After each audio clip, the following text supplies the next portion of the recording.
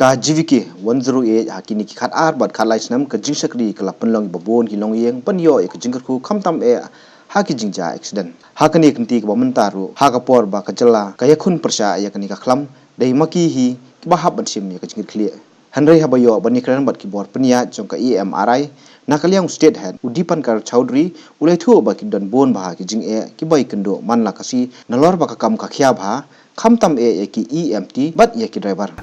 Our challenge this started from sometime around mid of March onwards.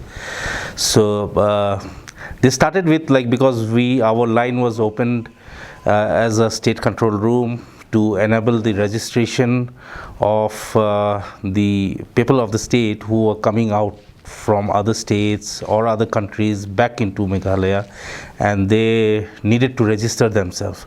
So we saw a huge surge of the calls, and that was a challenge for us actually, because if for the understanding of everyone, you might have seen that reports going around that 108 is ringing, no one is responding and all that. See, our call center is a 24-seater call center.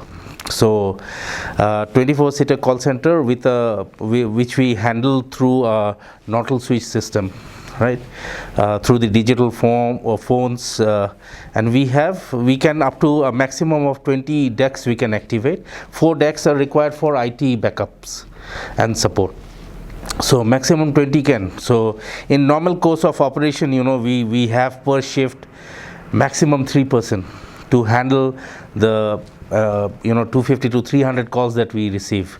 So with this operation, when we had to factor in the surge, first it was manpower challenge for the call center, which of course with the support of Government of Meghalaya, we could get in the civil defense volunteers as well as the trainee nurses volunteering to work and support the call center operation. So there was a gap which we factored in and trained the people, the civil defense, in a very short brief period. We trained them to how to take calls, how to advise people calling. So there has been loopholes also, because these are all new people. So definitely yes, challenges were there. But the question is that we operate through this something called primary interface lines, which is we have 2 primary interface PRI lines. Each line has 30 channels. That means 30 calls can land at a time. So 2 lines means 60 channels. So 30 is for incoming, 30 is for outgoing. So with 20 decks operational, when the 21st call lands at the same time, when all the decks are busy, the person calling will hear a ringtone. That is where they think, okay, 108 is not picking. It's not actually that. Okay, so I can give you the statistics also, since the time this operation started, say from 16 March to 31st March, we received 10,123 calls. And we were able to answer to 9,942 calls, out of which we did close to about 4,500 registration for people coming from outside in relation to this COVID-19. So this was a huge surge that we saw, and we handled it quite efficiently. If you see, it's about 200 odd calls that we missed over a period of 15 days. But we also have facility to call back, because we know the numbers people are calling from, but then with the call capacity so high, with all decks busy, it was not possible to call back 100% of people. We have had this being monitored at commissioner secretary level, at CM level also, who were making calls, and every time they got through actually. And even if there was a missed call, they got back a call back also from us. So that just reinforced the the capacity. But definitely beyond a certain capacity is difficult for us to handle with this system not being upgraded. Unless we upgrade the system, we'll not be able to handle more than what the current capacity is. And secondly, like second surge which we saw was after the the positive case came out in the state, when again our operation, means our call center and the 108 number was again notified for people who have visited Bethany to call us and register themselves. So there also we saw a huge surge in the calls, like close to 500 to 600 calls landing at the same given time. Okay, so beyond 20 we cannot take that call. So we were of course one of the source of taking the calls. There was 1070 also, but their capacity is even lesser than ours. Plus there was online registration, there was Google form which was one could fill and submit. So these were all the the other options that was there, and probably we could handle the entire registration through all these sources. Now during the second surge also, between the period 1st and 23rd, we received around 11,869 calls, and we responded or answered to 11,327 calls, okay, during this period, that is till yesterday.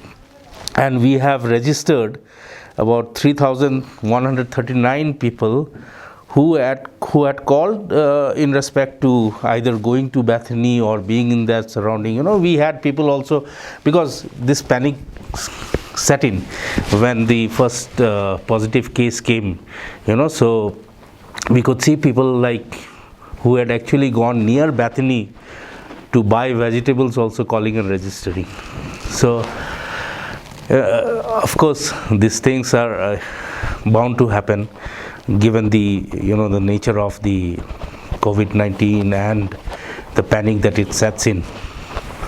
So as far as call center goes, we have managed, and I think now the calls have been is seeing a normal flow again. We are like, if you see the last 2 or 3 days, we have received about 650 calls.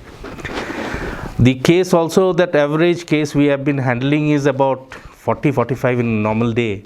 Now we are handling about 65 to 70 cases. Kawaipat kajing kalong bahame galia kamdan wat kajaka marmot iki ambulance kibladu bat kani kalanang penstrok susu hakar kom tekam.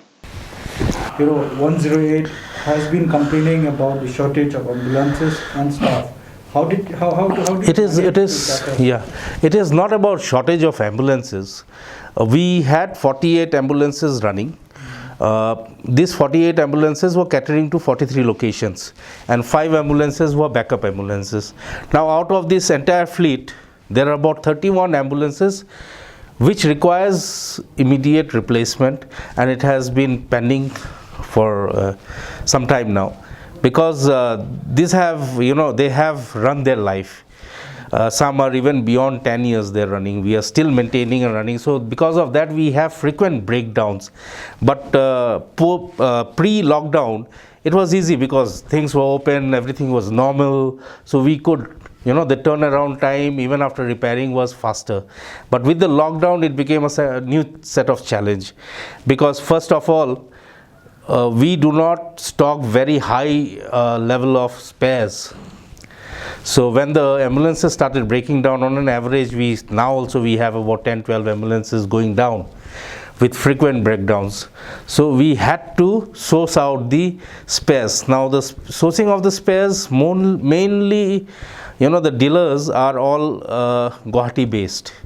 We don't even have a dealer of force motor out here. Modrina is there for wingers, but that also, they are also shut.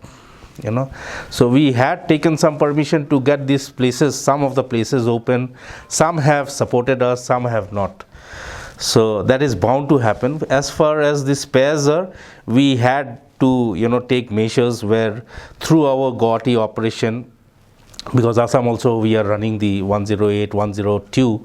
So through them we got the dealership open, and we procured the spares amounting to about 2 lakhs, so, and we got them down with the help of the Guwahati operation. Their service van dropped the spares at Jorabat, and from Jorabat we carried it. So we didn't even violate the interstate travel, but we managed to get it in, And we have a service van of our own in Meghalaya, and we have one technician and an engineer who have been going around all over the place, and as much as they could repair, they did. Even in, they were touring Garo Hills for 7 days, where they could manage to get 5 ambulances up there also.